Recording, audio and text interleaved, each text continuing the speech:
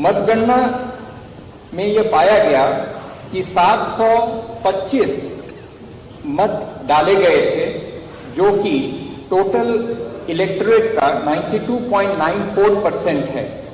इन 725 मतों की जब गणना की गई तो ये पाया गया कि 710 इनमें से वैध हैं और 15 मत पत्र वो अवैध पाए गए। इस प्रकार से जो वैध मतों का प्रतिशत है वो 97.93% है। उपराष्ट्रपति के चुनाव के लिए जो कोटा आवश्यक होता है वह कोटा इस चुनाव के लिए 356 निर्धारित किया गया था। इसमें यह पाया गया कि श्री जगदीप धनखड़ को 528 मत प्राप्त हुए हैं तथा श्रीमती मार्गरेट आल्वा को 182 मत प्राप्त हुए। राष्ट्रपतीय और उपराष्ट्रपतीय निर्वाचन नियम 1974 के नियम 35 के साथ पठित राष्ट्रपतीय और उपराष्ट्रपतीय निर्वाचन अधिनियम 1952 की धारा 11 में अंतर्विष्ट उपबंधों के अनुसरण में मैं उत्पल कुमार सिंह, रिटर्निंग ऑफिसर, उपराष्ट्रपतीय निर्वाचन 2022 एतद द्वारा घोषणा करता हूं कि Shri Jagdeep Dhankhar Raj Bhavan ward 45 Hare Street Kolkata 700001 Bharat के उपराष्ट्रपति पद के लिए सम्यक रूप से निर्वाचित हो गए।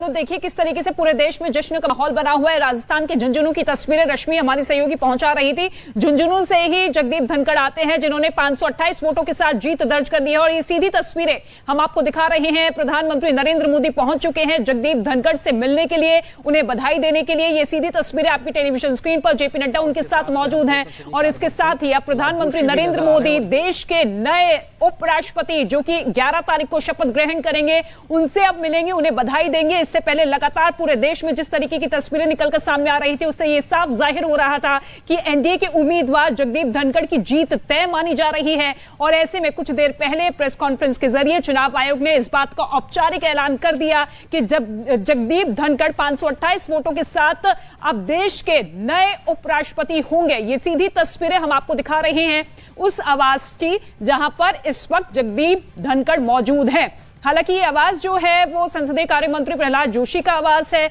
और यहीं पर जगदीप धनखड़ मौजूद हैं जिनसे मुलाकात करने के लिए प्रधानमंत्री नरेंद्र मोदी पहुंचे हैं। ये तस्वीरें और इसके साथ ही पूरे देश में किस तरीके का माहौल बना हुआ है ये देखिए, ये तस्वीर सामने आ चुकी है। फूलों के साथ स्वागत करते हुए, उनकी जीत को लेकर उन्हें बधाई देते हुए प्रधानमंत्री नरेंद्र मोदी जगदीप धनखड़ जो कि 33 साल से राजनीति में सक्रिय रहे हैं, 1993 में पहली बार विधायक बने, फिर सांसद बने और हाल फिलहाल में जिस तरीके से पश्चिम बंगाल के राज्यपाल रहे, लगातार कई बार वो सुर्खियों में रहे हैं। लेकिन टीएमसी ने इस बार की वोटिंग से अपने आप को किनारा कर दिया। कहीं ना कहीं पर्दे के पीछे से उनका समर्थन था जगदीप धनखड़ को। लेकिन ये तस्वीर जब प्रधानमंत्री नरेंद्र मोदी पहुंचे और उसके बाद गुलदस्ता भेंट कर उन्हें बधाई दी इस बड़ी जीत की, 528 वोटों के साथ जगदीप धनखड़ ने जीत हासिल कर ली है और जगदीप धनखड़ को प्रधानमंत्री नरेंद्र मोदी ने बधाई दी जिसकी तस्वीर हम आपको दिखा रहे हैं। अंकिता मेरी सहयोगी ग्राउंड जीरो से लगातार मौजूद है, तमाम तस्वीरें अपडेट हम तक पहुंचा रही हैं। एक बार फिर से रुक कर लेते हैं। अंकिता, क्या कुछ तस्वीरें इस वक्त प्रधानमंत्री नरेंद्र मोदी पहुंच चुके हैं, बधाई दी जा चुकी है, गुलदस्ता भेंट किया, इस वक्त क्या माहौल, क्या जश्न?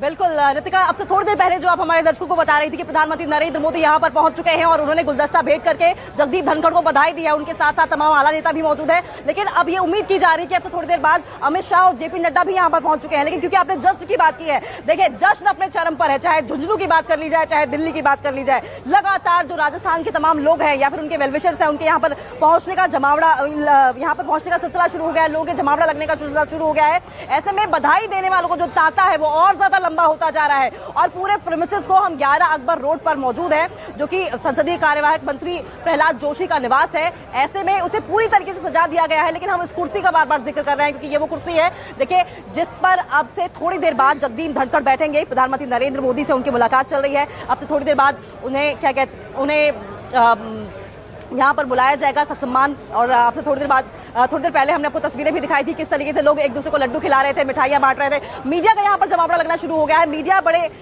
यहाँ पर इत्मीनान से इंतजार कर रही है कि कब जगदीप धनखड़ आएंगे। लेकिन इसके अलावा आपको बता दें कि देश के जो अगले उपराष्ट्रपति पद के लिए हो रहे चुनाव के नतीजे सामने आ गए हैं। नतीजों में एनडीए के उम्मीदवार जगदीप धनखड़ ने जीत हासिल की है। चुनाव आयोग के अधिकारियों ने ये बताया कि उपराष्ट्रपति जगदीप धनखड़ को 528 मत प्राप्त हुए हैं। ये बड़ा जो मार्जिन है वो लिया है। 182 वोट अलवा को प्राप्त हुए हैं, जबकि 15 वोटों को रद्द कर दिया गया है, क्योंकि कांग्रेस की अगर बात करें तो वॉकओवर देने के मूड में नहीं थी। ऐसे में ये लड़ाई होनी तय थी। हालांकि माना यह जा रहा था कि हो सकता है कि एक लेवल पर अलवा कड़ी टक्कर दें, लेकिन जिस तरीके से माना जा रहा था कि सैद्धांतिक की लड़ाई है, ऐसे में ये सैद्धांतिक जो लड़ाई थी वो भी जगदीप धनखड़ जीतते दिखाई दे रहे हैं। लगातार हम तस्वीरें आपको चौतरफा दिखा रहे हैं कि इस तरीके से झुंझुनू में तस्वीर दिखाई जा रही है। और हमारे यहाँ पर सहयोगी अरुण भी मौजूद है, झुंझुनू से रश्मि मौजूद है। लेकिन आपको बता दें कि जो जश्न का सिलसिला है वो लगातार अपने चरम पर पहुंच रहा है, चाहे झुंझुनू की बात कर ले, चाहे यहाँ की बात कर लें।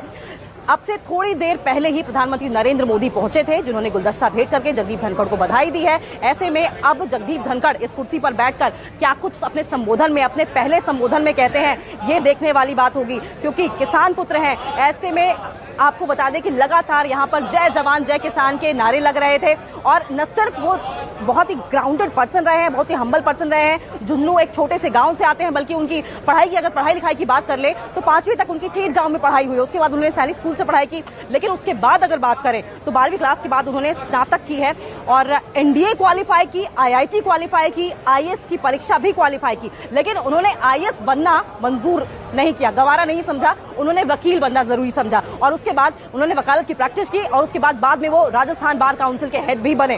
और देखिए किस तरीके से फिर उनका आगे आप जो पॉलिटिकल करियर है वो भी आप समझ रहे हैं कि किस तरीके से वो आगे बढ़ते चले गए, फिर राजनीति में कदम रखा। और अब से जो ये उपराष्ट्रपति के चुनाव हुए उसके पहले वो बंगाल के गवर्नर भी थे, वहां से इस्तीफा दिया, उपराष्ट्रपति पद का चुनाव लड़ा और अब वो देश के जो दूसरा सर्वोच्च पद है वहां पर काबिज हो रहे हैं। ऐसे में पूरे देश भर की निगाहें टिकी हुई हैं कि क्या कुछ वो कहेंगे। इससे पहले हमने द्रौपदी मुर्मू को देखा था किस तरीके से वो राष्ट्रपति पद पर काबिज हुई थी और उनके संबोधन को हमने ध्यान से सुना था। लेकिन उस वक्त जो जश्न की तस्वीरें हैं, बिल्कुल वैसी ही तस्वीरें यहाँ पर भी आज दिखाई दे रही हैं। अगर बाहर की बात कर ले 11 अकबर रोड की, तो वहां पर भी तस्वीरें बिल्कुल उसी तरह की है जबकि द्रौपदी मुर्मू राष्ट्रपति चुनकर आई थी, तब भी ढोल नगाड़ों की थाप के साथ उनका स्वागत किया गया था। तमाम आला नेता, बीजेपी नेता वहां पर पहुंचे थे, खुद प्रधानमंत्री नरेंद्र मोदी पहुंचे थे बधाई देने। और आप यहाँ की भी तस्वीरें देख लीजिए, बाहर की तस्वीरें हमने गेट की दिखाई थी, किस तरीके से एक के बाद एक बड़े बीजेपी नेताओं के पहुंचने का सिलसिला यहाँ पर लगातार जारी है। ऐसे में हम अंदर की अगर बात करें तो अंदर का प्रेमिसेस भी पूरी तरीके से फूलों से, फूल पत्तियों से सजाया गया है। राजस्थानी टच दिखाई दे रहा है, लोग पगड़ियां पहनकर यहाँ पर ये एक राजस्थानी टच क्रिएट करते हुए दिखाई दे रहे हैं, राजस्थानी संस्कृति यहाँ पर बनाते हुए दिखाई दे रहे हैं। और ज्यादा जानकारी के लिए हम लोग कर लेंगे हमारे साथ सहयोगी अरुण लगातार बने हुए हैं। अरुण, प्रधानमंत्री नरेंद्र मोदी पहुंच चुके हैं, बधाई दे दी गई है, क्या उम्मीद करें अमित शाह और जेपी नड्डा भी जल्द ही पहुंच सकते हैं?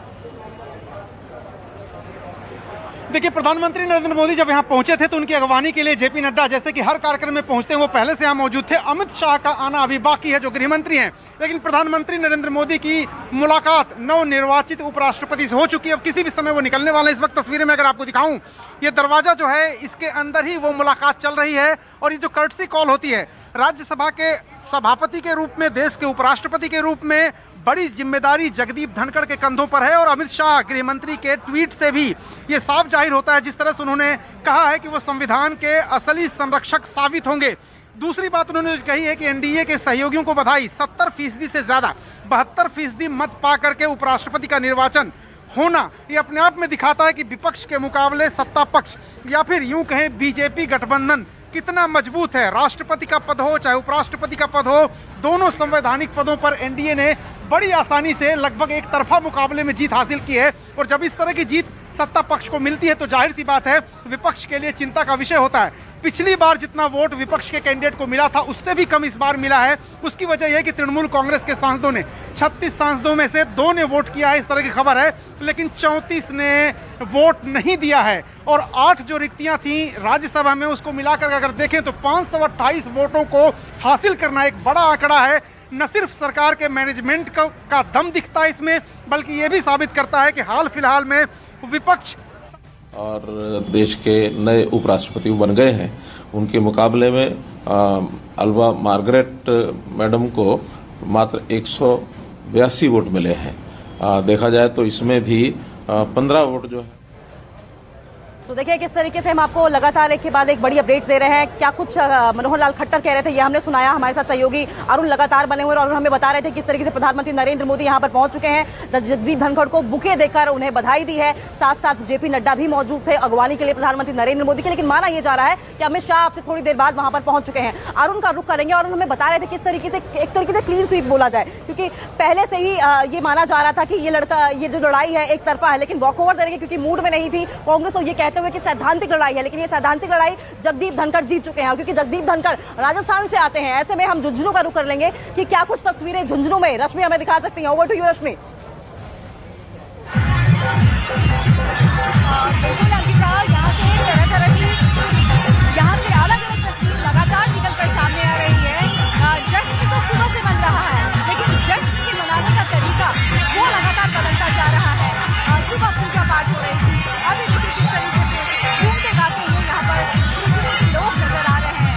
महिलाओं में खासा उत्साह नजर आ रहा है, इसलिए क्योंकि हमेशा अगर हम किसी एक नेता की बात करते हैं, नेता होना एक अलग बात है, जन नेता होना दूसरी बात है।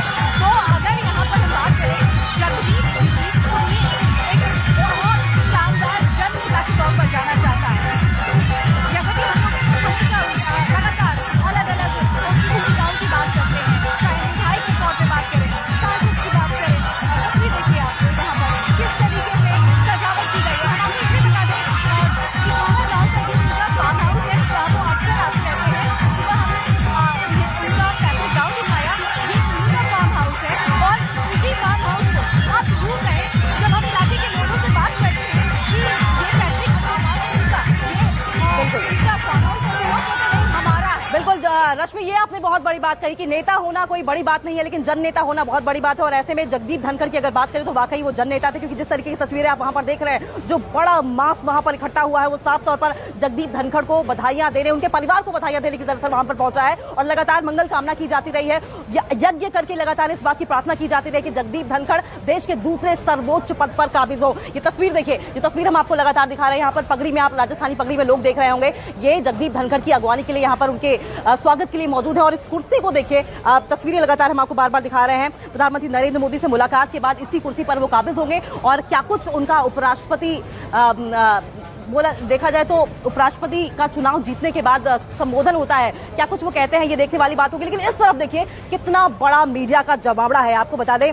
कि उपराष्ट्रपति चुनाव के नतीजे आ गए हैं। जी उम्मीदवार जगदीप धनखड़ ने आसानी से जीत दर्ज कर ली है। धनखड़ के पक्ष में 528 वोट मिले हैं, वहीं विपक्ष की उम्मीदवार मार्गरेट अल्वा को महज 182 वोट मिले। कुल 710 वैध वोटों में जीत के लिए 356 वोट मिलने की जरूरत थी, जो कि उन्होंने आसानी से हासिल कर लिए। राजस्थान के झुंझुनू के एक छोटे से गांव से निकलकर देश के दूसरे सबसे सर्वोच्च पद तक का सफर तय करने वाले धनखड़ की जिंदगी काफी संघर्षों वाली रही है, जिसे आपको बता दें कि वो अब पार करते हुए दिखाई दी है। और कड़ी मेहनत के बाद, कड़ी मशक्कत के बाद यहां तक पहुंचे हैं। जिस भी क्षेत्र में उन्होंने कोशिश की उसमें सफलता मिली उन्हें। 12वीं के बाद IIT में सिलेक्शन हुआ, NDA के लिए भी चयन हुआ, स्नातक के लिए सिविल सर्विसेज परीक्षा भी पास की, लेकिन उन्होंने वकालत को ही अपना पेशा चुना।